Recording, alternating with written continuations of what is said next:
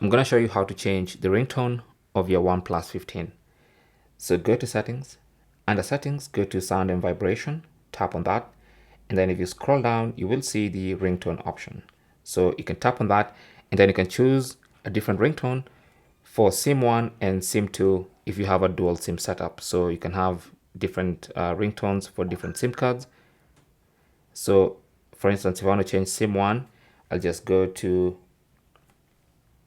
that SIM card and then tap here and then choose a ringtone. And I can choose whatever ringtone I want and I can hear that ringtone in real time. And when I hit the back button, that's going to be my ringtone. Okay. Now you can also have different categories for nature sounds. If you want to use a nature sound as a ringtone, you can add that as well. Now you can also choose a custom ringtone. So if you have some MP3 files saved on your device, you can tap here and then it's going to list for you all your audio files that you have saved in the My Files app. And you can choose any of them, like this particular song, and use it as your ringtone.